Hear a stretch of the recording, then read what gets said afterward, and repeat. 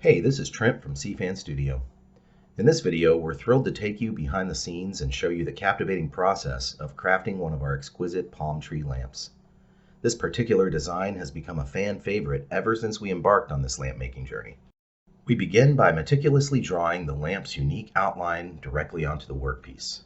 Unlike relying on templates, we believe in infusing each lamp with its own distinct character through the art of hand drawing.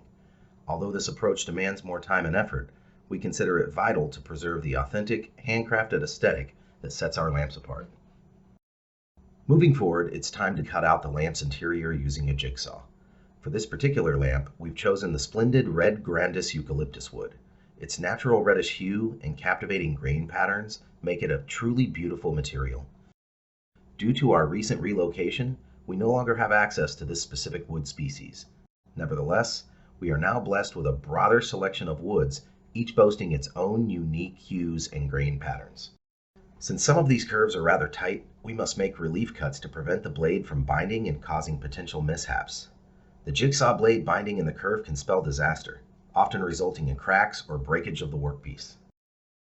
Off camera, we've already drilled a hole for the lights to pass through, and now it's time for the epoxy stage. To ensure the epoxy doesn't adhere to the workbench, we place it on parchment paper. However, this method can leave an orange peel-like texture on the surface. Hence, we've learned to utilize a silicone mat or a sheet of acrylic, minimizing the need for extensive sanding and achieving a beautifully smooth, glassy finish. With each layer of epoxy poured, we quickly apply heat using a heat gun to eliminate any trapped bubbles resulting from the mixing process.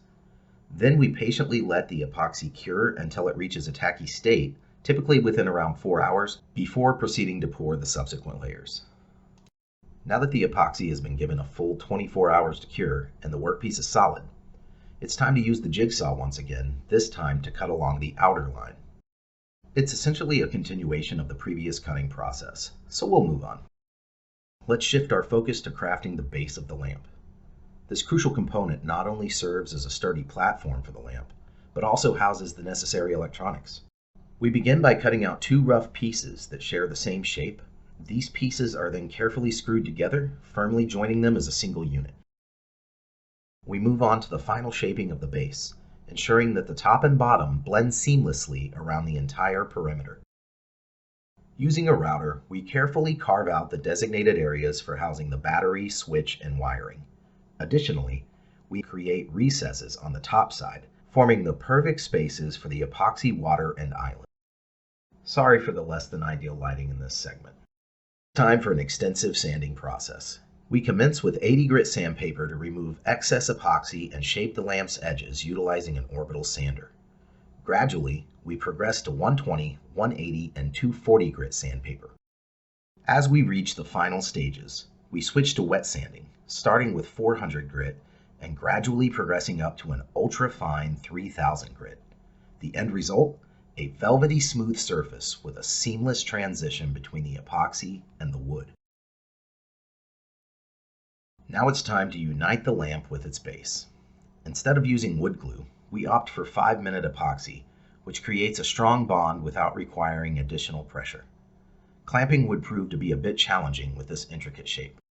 As you can see, I'm securely soldering the wiring to the components, protecting connections by covering them with heat shrink tubing, and to protect the wiring during the battery changes, I'm applying a layer of silicone. Finally, we're ready for the finishing touches. We mix up a batch of resin and divide it into 2 cups. 1 cup contains sand, while the other is blended with blue pigment. Carefully, we pour the sand mixture, creating a small island, and then follow it up with the blue mixture to depict the surrounding ocean water. We hope you've enjoyed witnessing the process of bringing this lamp to life. If you did, please let us know in the comments or by hitting that like button. Thank you for joining us on this journey.